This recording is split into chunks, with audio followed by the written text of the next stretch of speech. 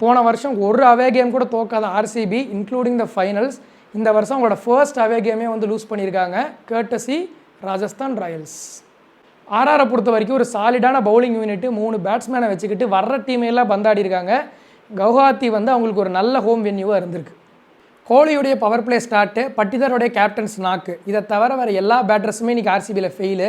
அதனால் வெங்கி ஐயர் இம்பேக்டாக வர வேண்டிய ஒரு சூழ்நிலை வந்து டீசெண்டாக அவர் கடைசியில் ஒரு கான்ட்ரிபியூஷன் பண்ணார். 200 ரன்ஸையும் போர்டில் ஆர்சிபி போட்டாங்க. ஆனால் தியாகம் பண்ணது பார்த்தீங்கன்னா சுயாஸ் சர்மாங்கிற ஒரு ஸ்பின்னர். ஆர்ஆருடைய பிக் ஆஃப் தி பவுலர்ஸே அவங்களோட ஸ்பின்னர்ஸ் பிஷ்னாய் அண்ட் ஜடேஜா தான். ஸோ சுயாஸ் மாதிரி ஒரு ஸ்பின்னர் இல்லாமல் இந்த பிச்சில் போனது ஒரு டிஸ்அட்வான்டேஜாக போச்சு. சூரியவன்ஷி வழக்கம் போல் எலக்ட்ரிஃபைங் ஸ்டார்ட்டு 300 ஸ்ட்ரைக் ரேட்டில் அடிக்கிறான், ஒன்றுமே பண்ணுறக்கு இல்லை. துருவ் ஜுரேல் கடைசி வரைக்கும் நின்று மேட்ச் எடுத்துகிட்டு போய் சல்யூட் அடித்து முடிச்சும் கொடுத்துட்டாரு. ஜடேஜாக்கு கரெக்டான மேட்ச்சு, நீ அவுட்டு மட்டும் ஆகாதப்பா அப்படின்னு சொல்லி அனுப்பிச்சிட்டாங்க போல் சங்கக்காராவை.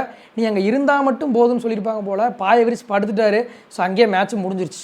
ஆர்ஆர் கிரிக்கெட் எக்ஸ்பர்ட்ஸ் எல்லாருடைய ஒப்பீனியனையுமே பொய்யாக்கிட்டு மேட்ச் ஆஃப்டர் மேட்ச் வின் பண்ணிகிட்டு இருக்காங்க. ஸோ அவங்க ஜெய்ப்பூர் போனதுக்கப்புறம் எதாவது மாறுதா இல்லை அவே கேம்ஸில் எதாவது மாறுதாங்கிறத வெயிட் பண்ணி தான் பார்க்கணும்.